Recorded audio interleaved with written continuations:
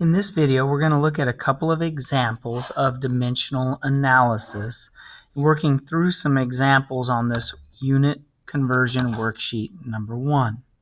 So the first one we're going to look at is to convert 7,265 milliliters into liters. As we've learned, the first thing that we're going to do during conversion types of problems, and the way that we recognize that it's a conversion type of problem, is we're going from liters of volume, milliliters, into liters. So we're moving from a unit measurement of volume into another unit measurement of volume. So we're going from volume in milliliters to volume in liters. This indicates that we're dealing with a conversion type of problem. We're converting units. The process for converting units is we're going to start by writing down what's given, which is 7,265 milliliters. After writing down what's given, we're going to make what is called an empty fraction. We're going to multiply by an empty fraction. Now, what our job is to figure out what the conversion factor is to go into this empty fraction. We're hoping that it's just one conversion factor. So I notice the lowercase m is milli. So I go over to my chart and I find milli, and I go all the way over and it says 1,000 milli equals 1 base. The way in which we interpret that is 1,000, and if it's okay, I'm going to use the abbreviation milli, and remember the word base should be after the prefix, and the base in this case is liters because we're dealing with volume. 1,000 milliliters equals 1 liter. It's important that we understand how to read this chart. 1,000 milli base milliliters is equal to 1 liter. Once we have this conversion factor, there's two sides of the conversion factor, and there's a top and a bottom. The way we know which one goes to the top or the bottom is based off the units. Because I have milliliters here, I'm going to put milliliters on the bottom. And the whole purpose is to be able to cancel out milliliters. So 1,000 milliliters goes on the bottom, 1 liter goes on the top. My milliliters cross out. My only units that are left are the liters. And now I take 7,265, divide it by 1,000 because the 1,000's on the bottom. If the 1,000 was on the top, I would have multiplied it. So this becomes 7.265 liters. The next example I want to do involves units on the top and units on the bottom. It's very important anytime we're given 100 kilometers /hour, or it might be written as 100 kilometers per hour, we need to understand that we're going to write what's given like this: 100 kilometers per hour. When we write it like this, we can clearly see which units are on top and which units are on bottom. Now, it turns out that the kilometers we're wanting to change to meters, and the hours we're wanting to change to seconds. It does not matter whether we change kilometers to meters first or hours to second first. Typically, I change the top units first. So we're going to multiply by a conversion factor that allows me to change kilometers into meters. So I go to my chart and I look up kilometers, and it turns out 1,000, and the base unit we're dealing with is in meters. It's a length. 1,000 meters is equal to 1 kilometer or kilometer.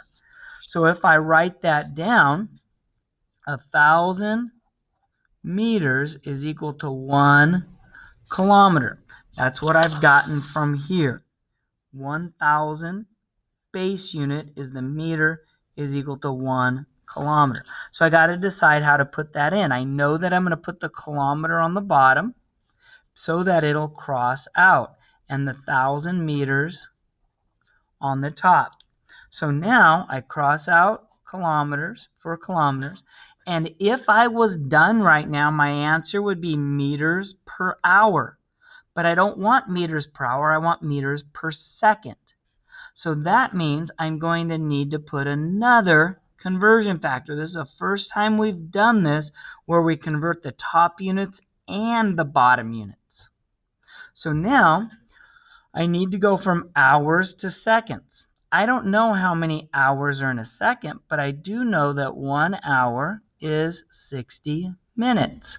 So my first step, I have units on the bottom of hours, and I want to cross those out. So I'm going to put the 1 hour on the top and the 60 minutes on the bottom. I'm wanting to cross out units. So now where I'm sitting, I've got units of meters per minute, but I don't want meters per minute, I want meters per second.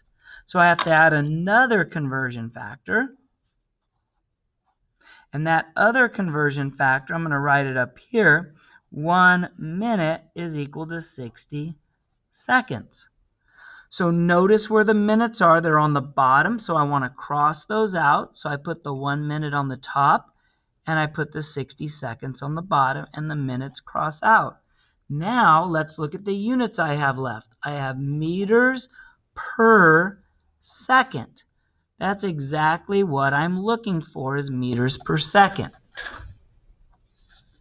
So now I've got to take my calculator, and on my calculator I need to take 100 multiplied by 1,000 divided by 60 and divided by 60 again.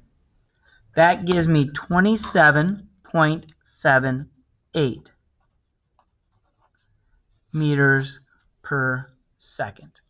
This is the first example that we've done where we've got units on the top and units on the bottom, where we have to use multiple conversion factors to be able to get our answer. Up here it was just units on the top and converting. One of the things that's a little bit deceiving about this worksheet is it states that unit conversion worksheet. Well, there are some questions on here that it is not a conversion problem, and I want to show you which ones. Take a look at question number 3. Question number 3, you are given the density in grams per centimeter cubed. Another way to write that is grams per centimeter cubed. And they're asking for the mass. They give you density, they ask you for mass, and they give you centimeters cubed. This is a volume, even though they don't tell you that. It's a volume. So they give you density, they give you volume, they ask you for mass. This is not a conversion. Conversions are where they give you volume and ask you for volume. Here they gave you a speed, kilometers per hour, and asked you for another speed. So this involves an equation, and the equation is stated as density equals mass divided by volume. We haven't learned that equation yet. So first time we've seen it. They're asking us for mass. So the mass needs to be on the top, and it is. And it needs to be by itself. So we move the volume over here, and now mass is equal to density times volume. I can put my density in, I can put my volume in, and I can multiply those two to get my answer.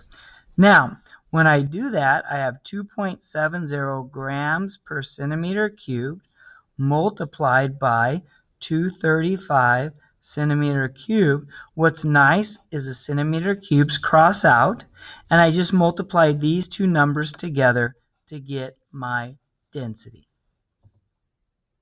So now let's look here. Once again, they give us density, they ask me for mass, and they give me the volume. So once again, we're going to start with this equation.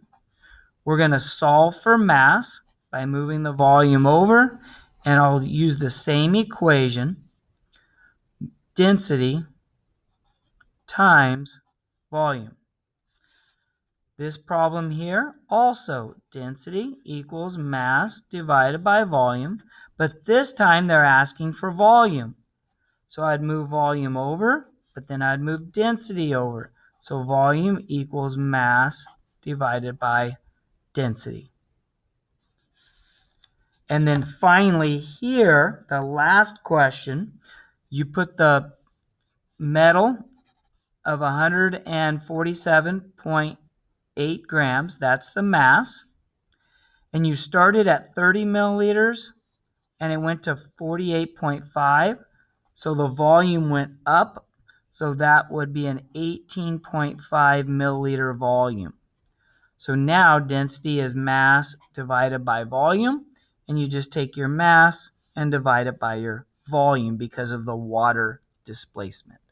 So not all of these problems are conversion types of problems. Some of the problems are